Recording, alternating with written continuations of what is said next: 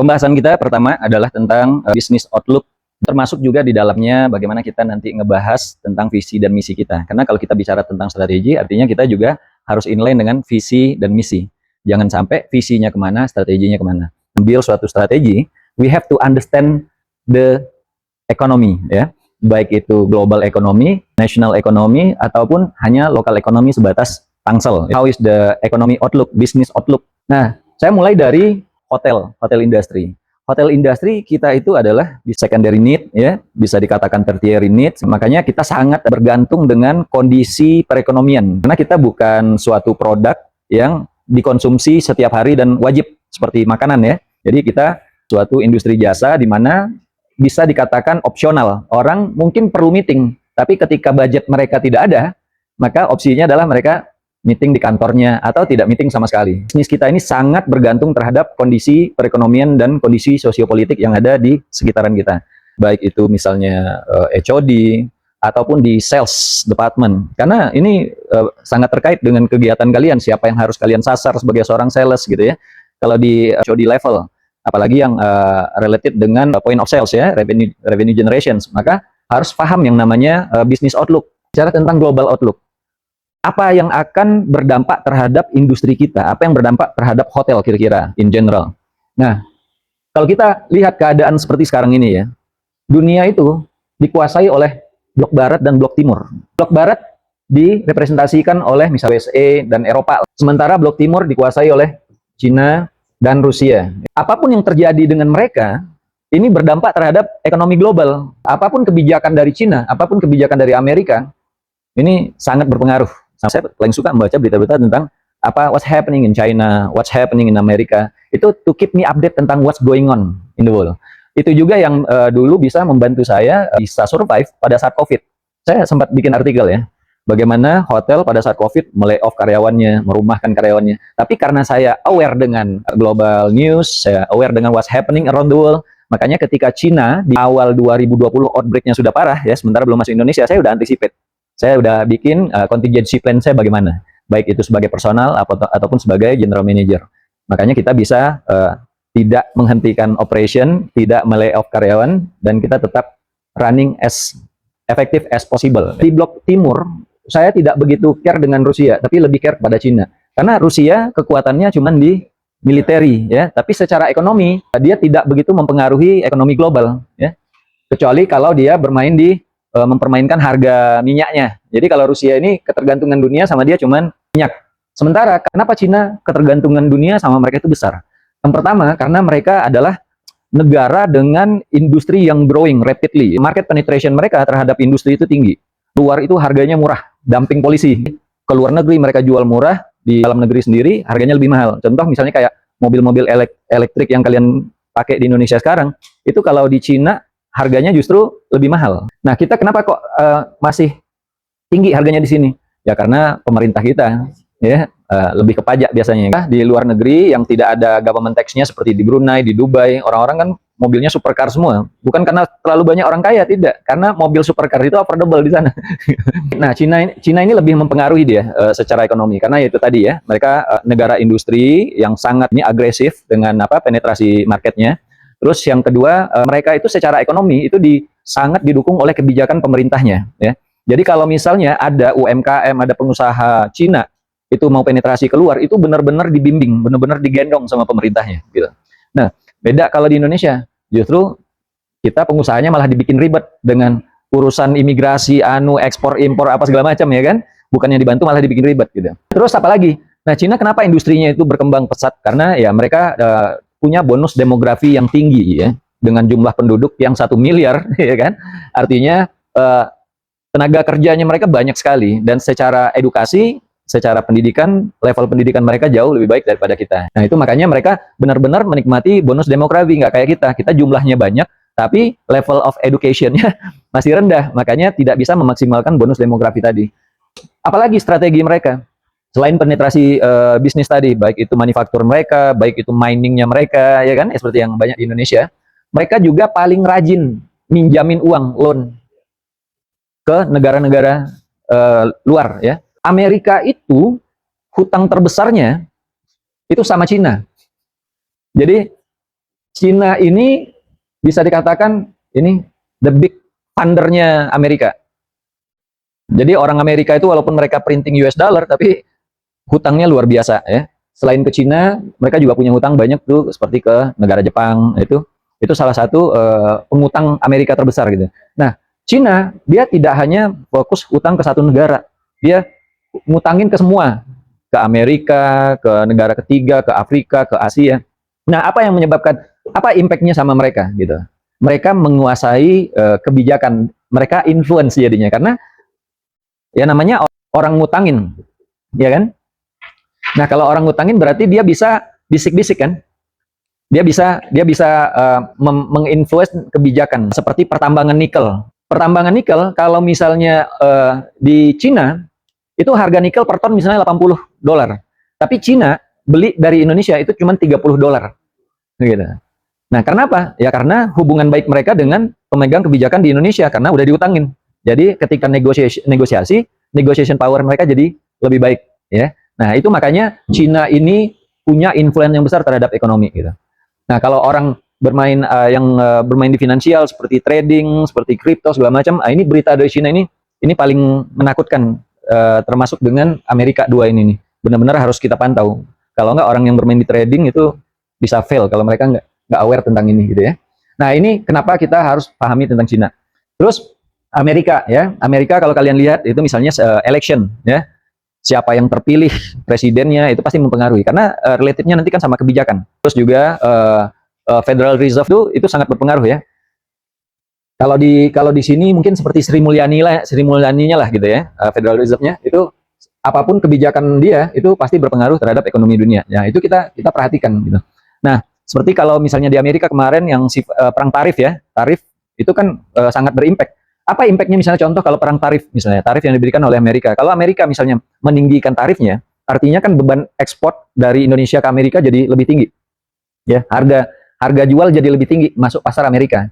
Eksportir kita ngejual biasanya harga 100.000 ke Amerika. Kalau sekarang dengan adanya tarif, konsumer di Amerika nggak dapat lagi harga 100.000. Mungkin harganya kalau misalnya tarifnya 19%, jadinya 119.000 gitu. Sehingga harga competitiveness pasar Indonesia itu jadi lebih rendah, ya kan? Nah, kalau competitiveness-nya lebih rendah, impact-nya apa? Impact-nya adalah pengusaha kita keder kan? Ketika pengusaha keder, jualannya nggak laku, apa yang akan terjadi? Pabriknya close down. Pabriknya close down, apa yang terjadi? Layoff, PHK.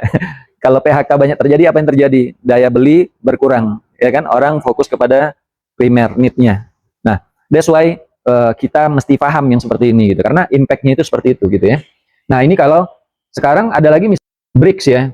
Makanya kalau Indonesia sekarang dekat dengan Brazil, Rusia, Cina dengan BRICS ini. Nah, kenapa? Tadinya memang saya perhatikan, saya agak worry juga kalau ketika misalnya Prabowo lebih dekat ke Amerika tadinya gitu ya kan. Tapi sekarang saya lihat Prabowo juga cukup concern dan lebih mendekatkan diri malah ke Cina dan Rusia kalau saya lihat gitu ya. Mungkin Prabowo juga agak pissed off kali dengan Amerika gitu. Nah, ini BRICS. BRICS ini apa? BRICS ini kan negara-negara yang coba melepaskan diri sebenarnya konsepnya dari ketergantungan akan dolar gitu. Nah, dolar itu kan sebenarnya kenapa Amerika itu benar-benar menguasai dunia? Karena mereka bisa memprinting uang sesukanya mereka dan bisa mereka sebarkan kemana saja. Jadi ini ibaratnya saya print uang saya, terus saya beli rumah kamu. Saya tinggal print doang kertas, saya beli rumah kamu. Saya print, saya beli lagi rumah kamu. Saya print, saya beli lagi rumah kamu. See? Gitu. Makanya Amerika itu sulit tumbangnya karena mereka tukang printing. Nah, beda Amerika yang dulu dengan Amerika yang sekarang. Amerika sebelum tahun 70-an ketika mereka printing money, mereka naruh yang apple to apple, ya kan, emasnya. Gudang emasnya itu Fort Knox ya, Fort Knox. Jadi kalau mereka printing money 1 triliun, maka mereka taruh emas sebagai garansinya 1 triliun. Nah, sejak tahun 70-an itu udah nggak berlaku. Jadi mereka printing money aja. Nah, itu bahayanya. Makanya ketergantungan dunia terhadap US dollar itu sangat tinggi dan nggak ada yang berani. Jadi orang nggak berani sama Amerika itu bukan hanya karena militernya, tapi karena kekuatan modalnya, kekuatan keuangannya gitu. Amerika nggak maju-maju banget kok gitu ya kan. Cuman karena dia printing money itu yang membuat dia negaranya kuat salah satunya. Selain ya of course dari sisi militeri. Nah, kalau kita lihat BRIC apa impact-nya kepada perdagangan dunia misalnya, itu harus bisa juga kita ngebaca. Nah, jadi ini kalau kita ngelihat secara global impact-nya kepada bisnis kita. Kalau kita bicara tentang business outlook, ekonomi itu sangat dipengaruhi oleh yang namanya, satu adalah SDA, sumber daya alam.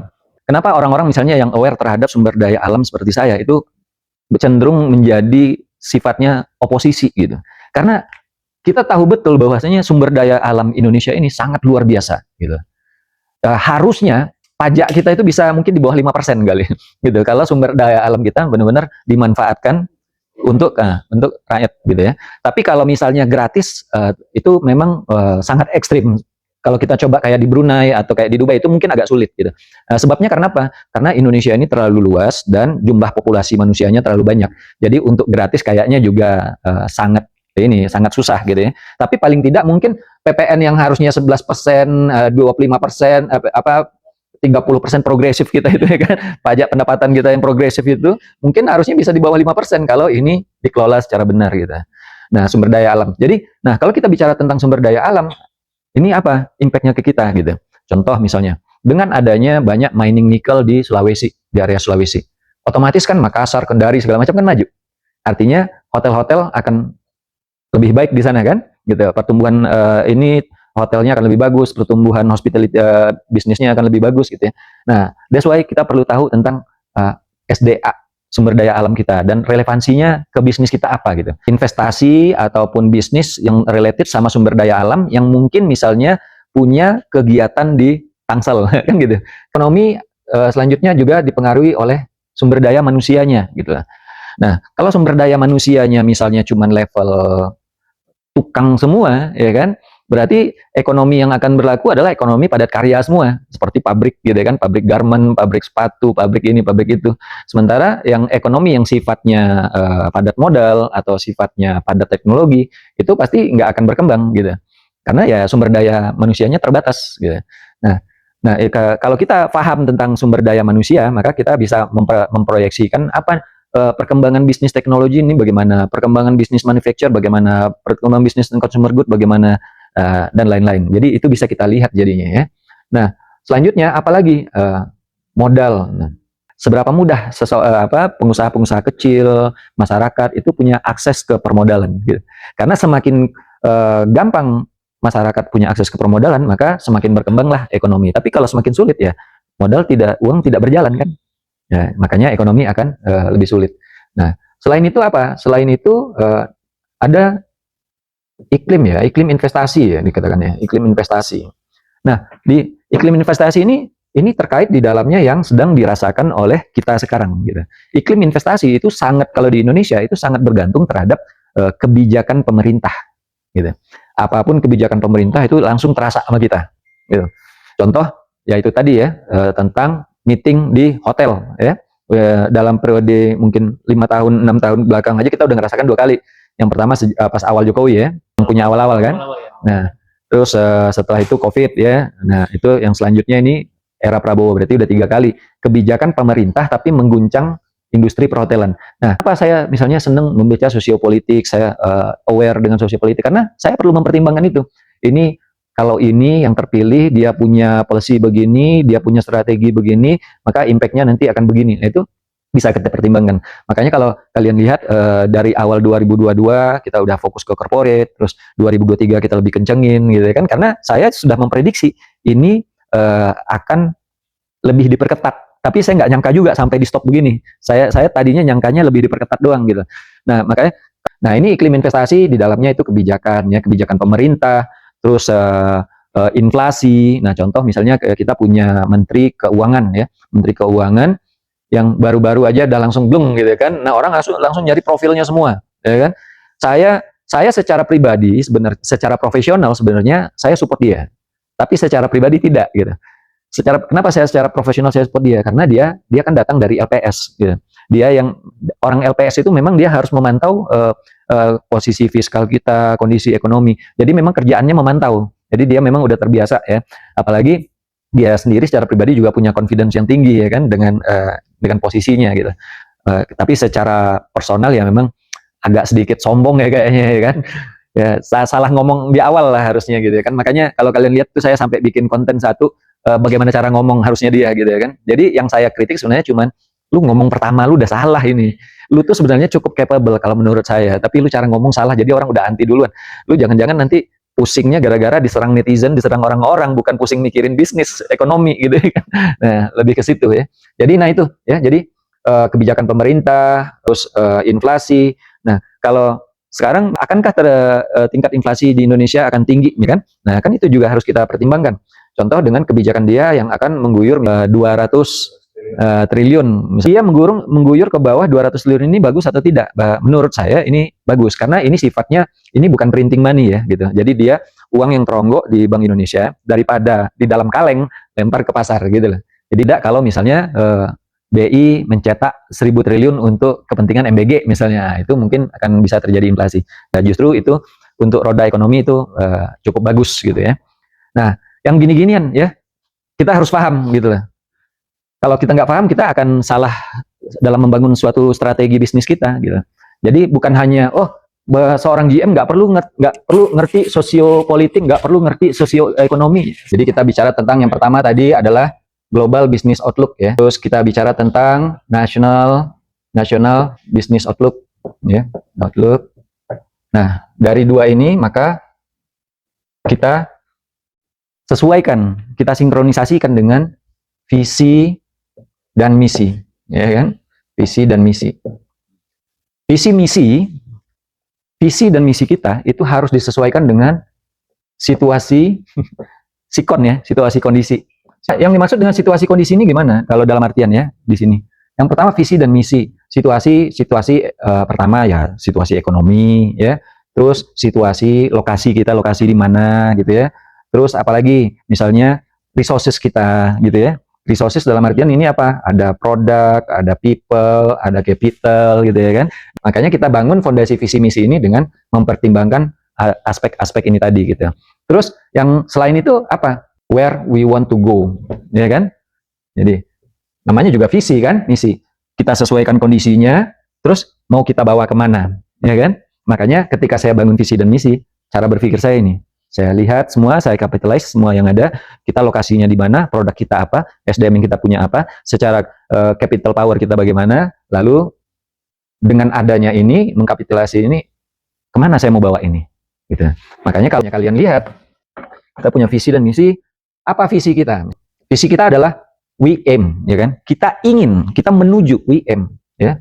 We aim to be a unique. Kenapa kata saya tempatkan unique gitu? Karena kita nggak bisa jadi yang terbaik dalam hal produk. Kita nggak bisa jadi yang terbaik dalam hal location. Kita nggak bisa terbaik dalam hal misalnya capital, gitu. Ya, kita nggak bisa jadi yang terbesar gedungnya, kan? Terkomplit fasilitasnya. Tapi kita masih bisa menjadi yang terunik. Makanya ketika pembangunan visi, saya buat we aim to be a unique boutique hotel. Saya tempatkan butik di sana. Kenapa saya tempatkan butik di sana? Untuk to emphasizing the unicity tadi, supaya kita tidak lupa bahwasanya what kind of unique that we want to build is a beautifully unique, is a uniquely boutique, kan? Makanya di kata divisi kita itu ada a unique boutique hotel. Di mana? Nggak bisa di Indonesia, nggak sanggup kita, ya kan? In Banten. Karena suatu visi harus masuk akal. Nah, kalau misalnya saya jadi presiden Indonesia, saya punya visi, saya akan mengalahkan ekonomi Amerika dalam 5 tahun, kan? Berarti kan nggak masuk akal. Saya pengen mencerdaskan rakyat Indonesia dengan rata-rata IQ 120 dalam waktu 5 tahun, kan nggak mungkin. Visinya indah, tapi kalau nggak achievable buat apa? Ya, makanya visinya masih tetap harus achievable. We aim to be a unique boutique hotel. Nah, kalian semua di sales, di HOD itu harus paham visi ini tadi gitu ya. We want to be a unique. Kalau kita as a hotel, kita bangun suatu unique hotel, artinya itu dibangun dari pilar-pilar departemen-departemen yang unik. Bener ya? Front office yang unik, FD yang unik, housekeeping yang unik, sales yang unik. Maka gabungan daripada unique department ini tadi menjadi unique boutique hotel. Gitu. That's why every one of you need to embrace dan paham tentang the visi dan misi. We aim to be a unique boutique hotel in Banten. Yang bagaimana? That offers values. Kita bicara tentang value. Yang menawarkan value. Nilai. Gitu. Nilai yang bagaimana? great value ya, to offer great values, great values to customer, ya kan, to guest, to employee, owners, dan business partner. Nah, kita pengen memberikan value yang lebih kepada 4 shareholder ini. Jadi bukan hanya dia berupa jargon. We want to offer value kepada guest kita. Dengan apa? Dengan memberikan, ini lari ke misi, ya kan, breakdownnya. Ya. Kalau misalnya great value for guest apa artinya? Makanan harus enak, dengan harga yang terjangkau, dengan presentasi yang unik, ya kan? Ya kan? Bukan presentasi yang mewah, tapi presentasi yang unik. Presentasi makanannya unik, rasanya enak, harganya kompetitif, ya kan? Jadilah stafnya ramah, well trained. Jadilah kita bisa memberikan unique values kepada guest tadi. Nah, terus kepada employee kita misalnya. Kepada employee kita, kenapa misalnya we run the business as we run it now, walaupun belum perfect gitu. Kenapa saya perbaiki kalian punya kantin, kenapa saya care terhadap uniform kalian segala macam gitu. Karena we want to offer values kepada karyawan kita. Dan bahkan di awal aja saya sudah bikin komitmen dengan owners. Saya sampaikan, saya mau HOD saya adalah HOD yang bergaji bintang 3 tertinggi sebanten. Kapan perlu se-Indonesia, saya bilang. Suatu kebanggaan bagi seorang owner kalau mampu menggaji orang lebih tinggi daripada orang lain, saya bilang. Ibu pasti bangga kan? Dan saya juga bangga. Kalau saya sebagai GM, bawahan saya gajinya lebih tinggi dibanding orang rata-rata. Itu yang ada di otak saya bilang.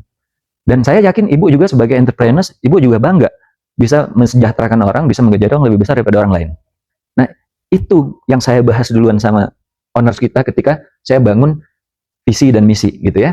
Nah, kita menuju ke sana. Apakah kita sudah sampai? Enggak. Tapi kalian lihat apakah ada pergerakan? Ada. Kita bergerak terus. Gitu. Kita bergeraknya bukan turun, kita bergeraknya naik terus. Tapi apakah sudah mencapai the ideal? Itu kan garis finish. Belum. Ya. Nah, makanya kita harus bareng-bareng mengusahakannya. Terus offer great values kepada shareholders. Jadi jangan, makanya saya selalu brainstorm kalian semua, saya selalu ingatkan gitu. Kita tidak boleh egois, hanya memikirkan tentang kita. Sementara owner kita yang investing ratusan miliar, mereka berharap juga profit dong. Ada hotel misalnya, karyawannya terbayarkan, tapi ownernya nggak dapat apa-apa misalnya. Jangankan dapat apa-apa, kadang-kadang minus. Harus merogoh kantong lagi gitu. Tapi kita kadang sebagai pegawai, kita nggak mikir itu. Gue kan udah bekerja, gue layak dapat gaji, bener nggak? Egois kita kadang kayak gitu. Karena apa? Karena cara berpikir kita, perspektif kita masih orang pekerja. Tapi kalau kita perspektif kita adil, kita menempatkan we put ourselves in other people's shoes. Nah, ketika kita menempatkan diri kita di sepatunya owner, maka kita baru sadar, oh ternyata memang gue harus memberikan profit yang baik kepada owner gue. Karena mereka udah investing ratusan miliar. Ya. Nah, makanya kita berusaha mendapatkan bagaimana dapatkan GOP terbaik, NOP terbaik, M kita ke sana. Dengan apa? Dengan mencari revenue sebanyak-banyaknya, bijak dalam pengeluaran, ya kan? Bisnis partner. Nah, ejawantahnya apa misalnya dengan bisnis partner? Contoh pembayaran, ya kan, account payable itu menjadi KPI daripada accounting. Nah, sehingga vendor-vendor kita happy. 30 hari udah dibayar, 30 hari udah dibayar, ya kan? Hotel besar seperti itu bahkan sampai 6 bulan nggak bayar vendornya. Makanya sekarang itu kalau kalian lihat, they are on sales. 2,7 triliun kemarin saya tawarin sama Pak Ingki, Pak, beli Pak, 2,7 sebenarnya. Bisnis partner, hotel seperti itu, ya kan? Itu bayar vendornya 3 bulan, 4 bulan, sampai nangis, sampai bawa parang vendornya, gitu. Nah, kalau di kita, vendor kita happy kerja sama kita. Kenapa? Itu bagian daripada visi kita, to offer great value kepada bisnis partner kita. Makanya saya selalu juga kan tekankan sama kalian, respect your partner, respect your vendor. Jangan mentang-mentang kalian yang punya uang nih, kalian yang mau beli terus kalian pongah sama mereka, enggak. We have to respect them karena is relate dengan visi dan misi kita, gitu ya. Jadi kalau sekarang kalian sadar nih, misalnya ketika saya bangun itu visi dan misi berupa suatu kata yang kelihatan indah, itu bukan hanya memikirkan keindahan, is the whole the business strategy yang wajib kita implementasikan dan kita percayai bareng-bareng gitu ya. Nah, kalau kita bicara tentang misi ya. Pertama, kita bicara tentang we will, ya kan? We will deliver. Kan itu di misi pertama kita kan. We will deliver unique. Nah, di sini saya tekankan lagi unique. We will deliver unique hospitality experience for our guests. Unik adalah kata kuncinya ketika kita mau ngasih ke tamu kita, gitu. Kamar yang unik dengan bantal guling misalnya contoh, ya kan? Kan kalian udah lihat ya kan? Gimana deluxe kita nanti, deluxe kita dan suite kita ada two size of bantal. Itu bagian daripada unicity. Jadi bukan si Bustamar sukanya begitu, bukan, ya. Saya ketika saya membuat suatu keputusan bukan karena saya sukanya begitu, enggak. It's a thoughtful decisions gitu.